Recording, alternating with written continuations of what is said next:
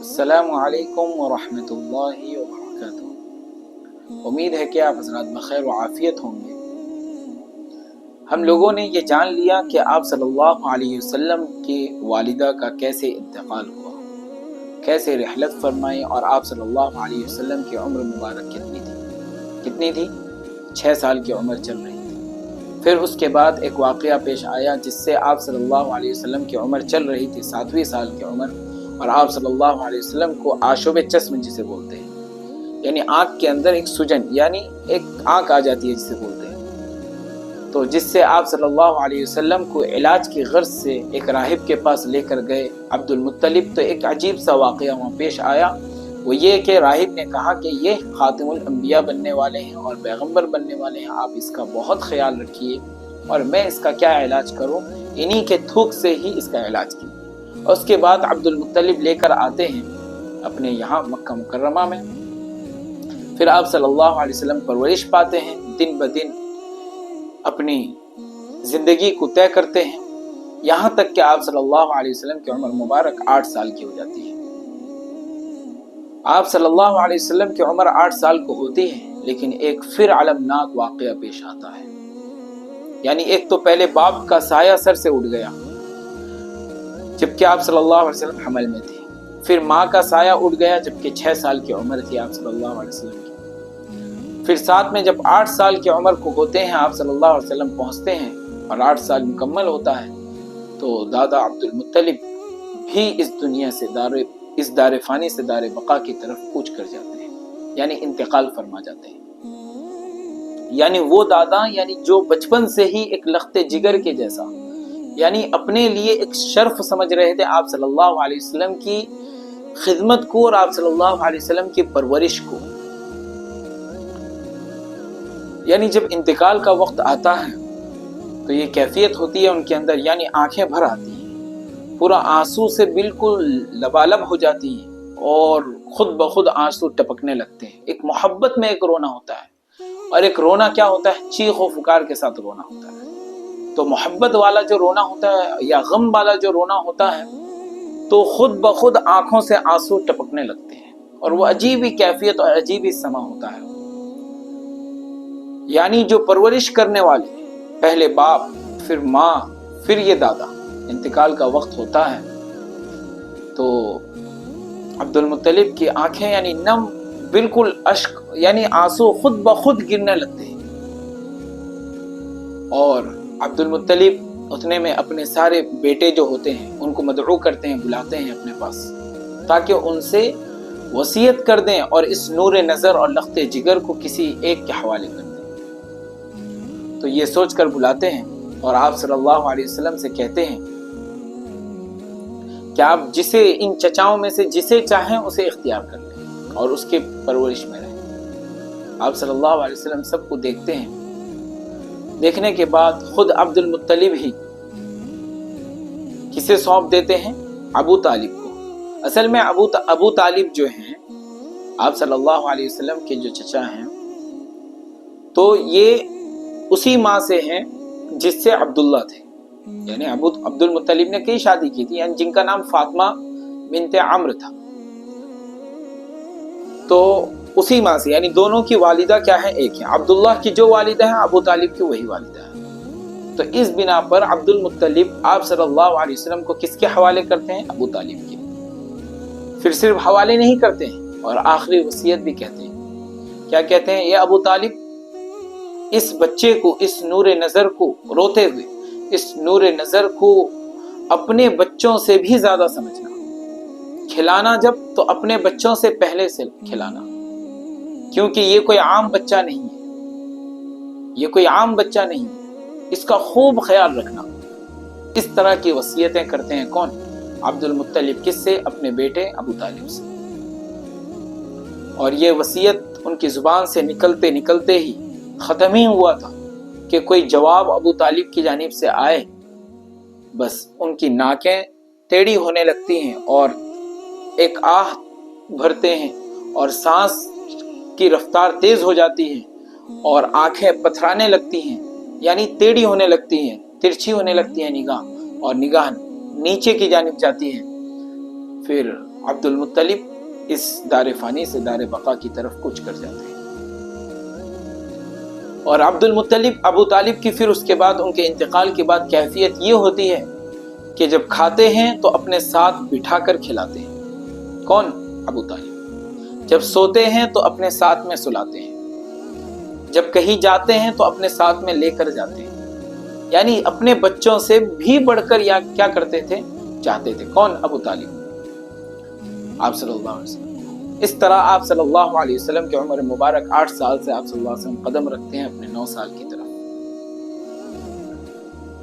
تو ابو طالب کے ذمے میں ایک کام تھا جو ان کے پردادا یعنی دادا بول لیں عبد المطلب کے والد ہاشم ابن عبد مناف، تو انہوں نے ایک سلسلہ جاری کیا تھا، میں نے سمجھایا تھا اس چیز کو کہ تجارت یعنی بزنس کا، وہ یہ تھا کہ ملک شام کی جانب سے یمن کی جانب اور یمن کی جانب سے ملک شام کی جانب، اور یہ ایسا ہی ہے کہ ملک شام یعنی فلسطین کی جانب، فلسطین سے آپ جب نکلیں گے تو آپ سب سے پہلے ٹچ کھائیں گے کس کی طرف؟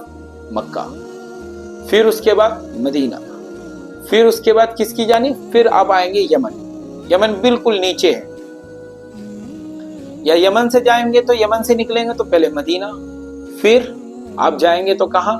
مکہ، پھر اس کے بعد اس طرح کی روٹ میں ہے، ایک ہی لائن میں ہے۔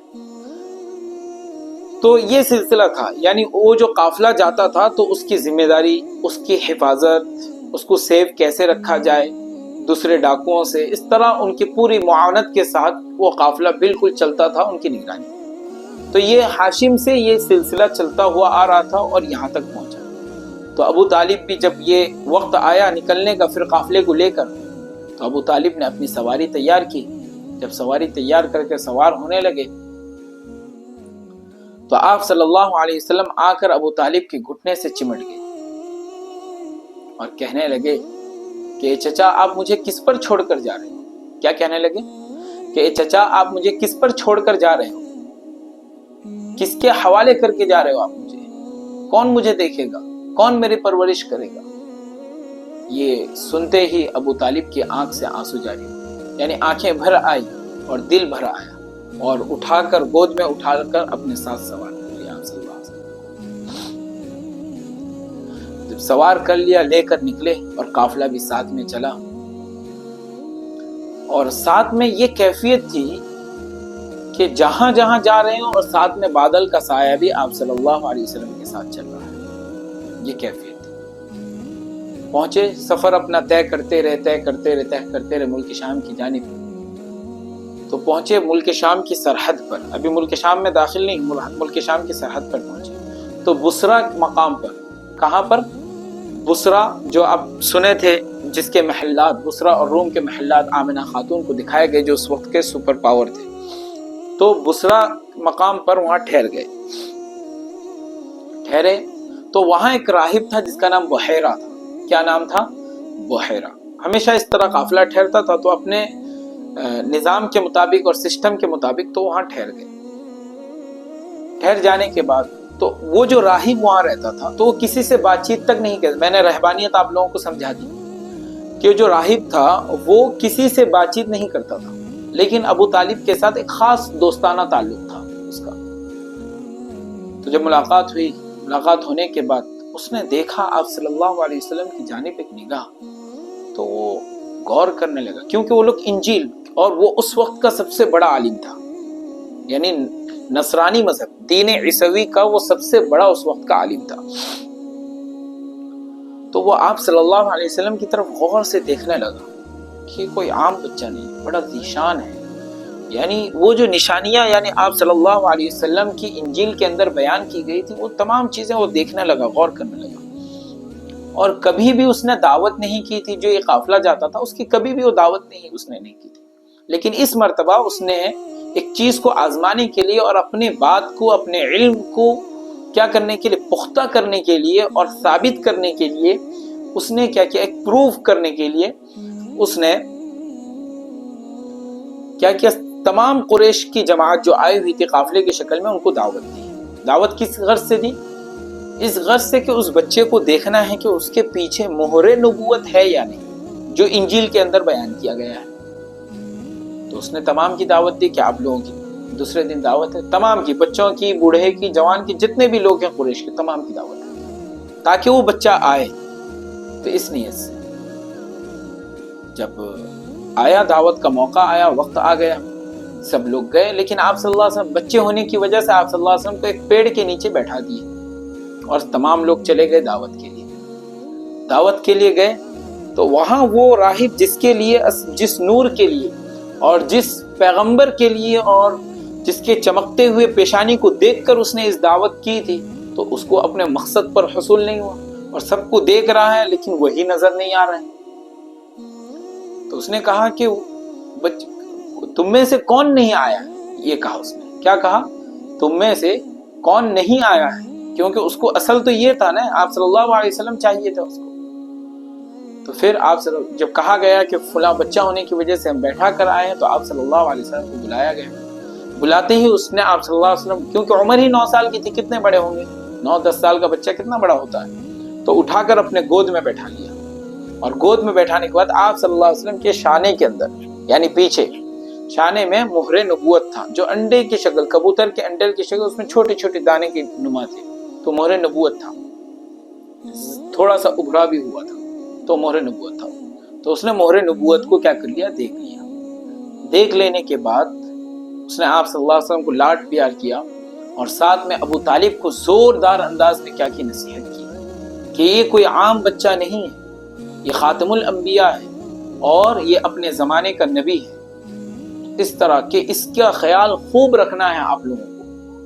اور یہ بھی نصیحت کی کہ آپ لوگ ملک شام کی جانب جا رہے ہیں، اور وہاں یہودی لوگ رہتے ہیں جو آج بھی ہیں، اسرائیل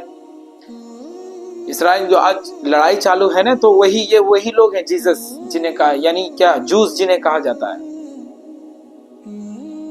تو یہ لوگ اس بچے کو نقصان پہنچائیں گے، اور یہ پہلے سے ہی مخالف تھے، کون؟